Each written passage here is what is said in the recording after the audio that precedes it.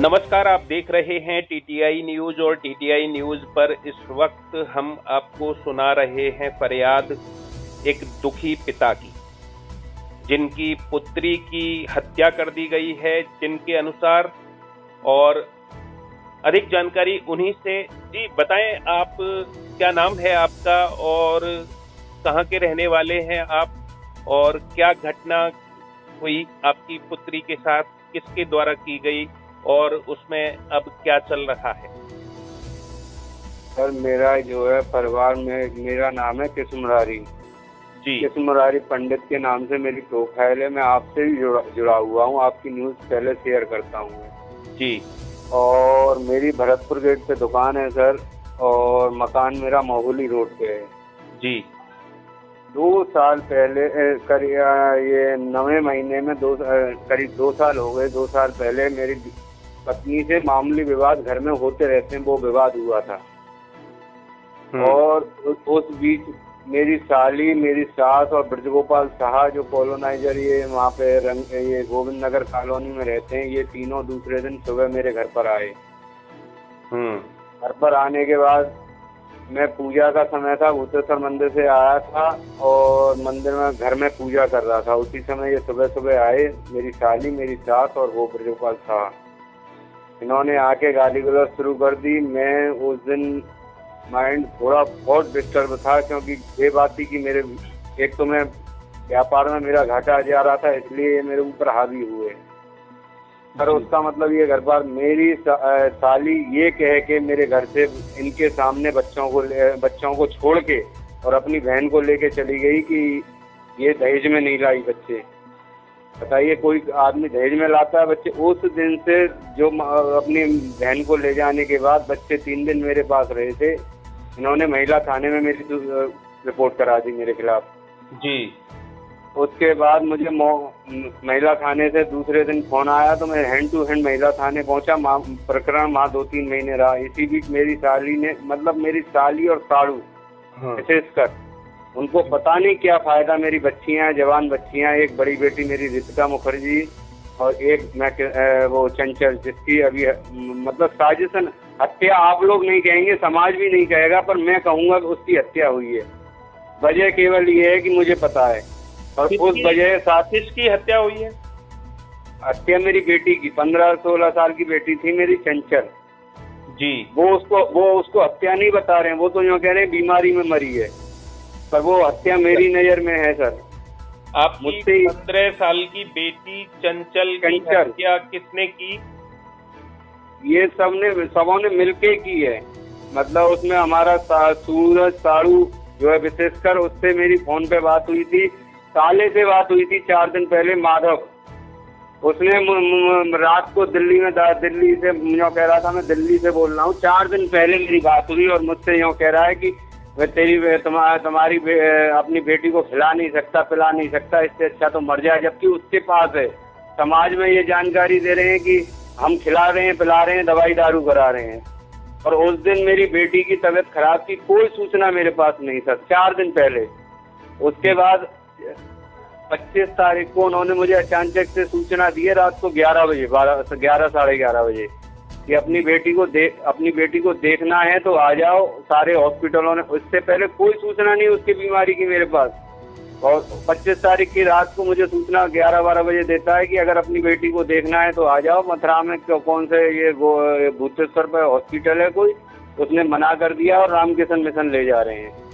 मैं रामकिशन मिशन पहुंचा हूं तो वहाँ जो है मैं देखता हूं कि वहाँ भी हॉस्पिटल ने मना कर दिया। मेरी बेटी को अपनी गोद में उठा के इसने, माधव मेरा साला, गाड़ी में डाला है अपने, और साड़ू जो है धमकी के अंदर। मैं हॉस्पिटल पे काउंटर पे पता कर रहा था, इसी बीच मुझसे मेरी मैडम और मेरी सरेज गाली गलौज करने लगे हैं सेवाश्रम पे। मैं जानकारी कर रहा था, सारी घटना CCTV में होगी।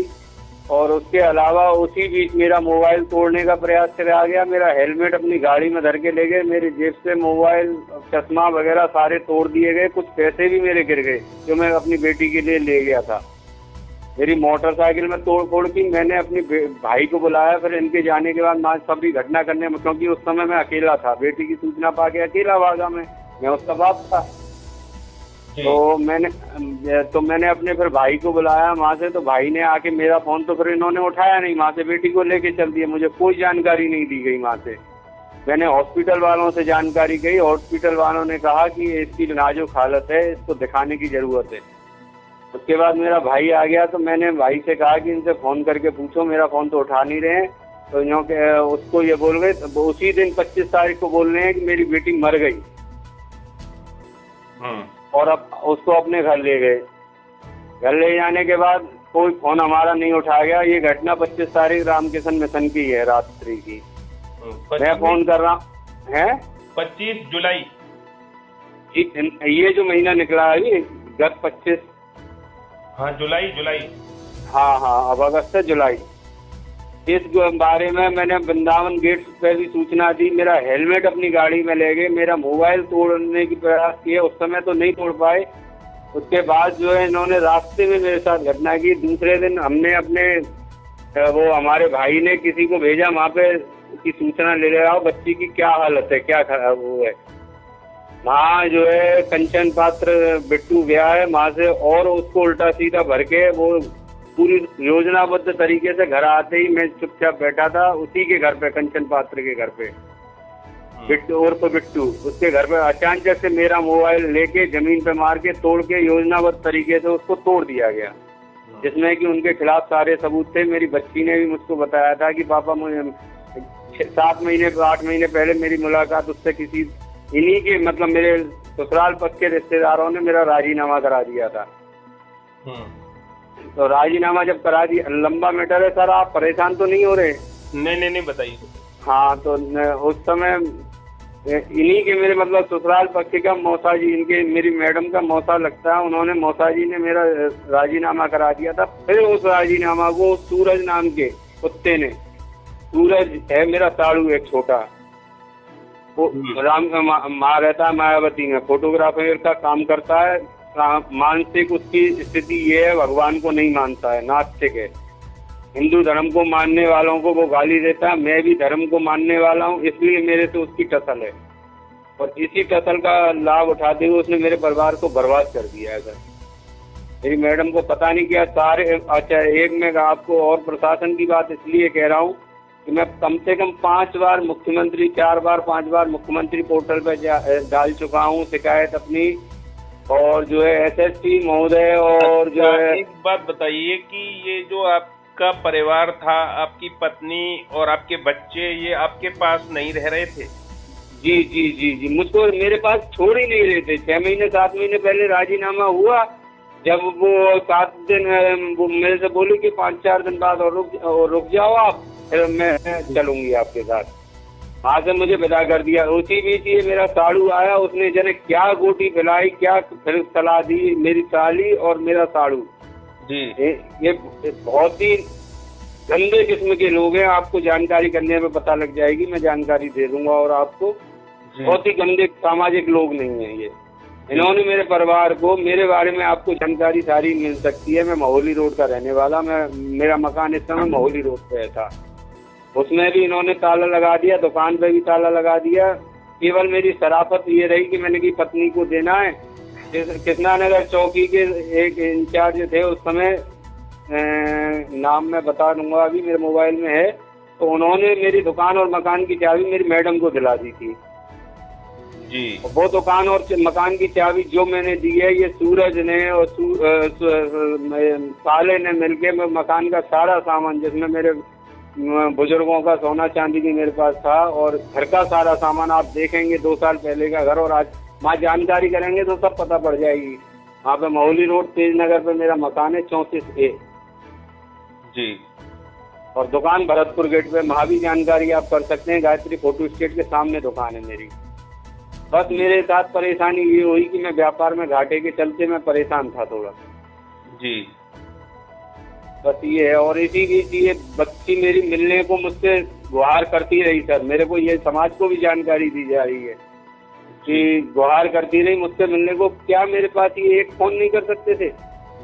तो फिर उसकी डेथ हो गई 7 तारीख को? 8 तारीख के रात को डेथ हुई है। 8 तारीख को रात को 11 बजे बता रहे हैं, कोई 12 बजे बता रहा है, कोई 2 बजे बता रहा है। वो रह कहाँ रही थी आपके साड़ू के पास?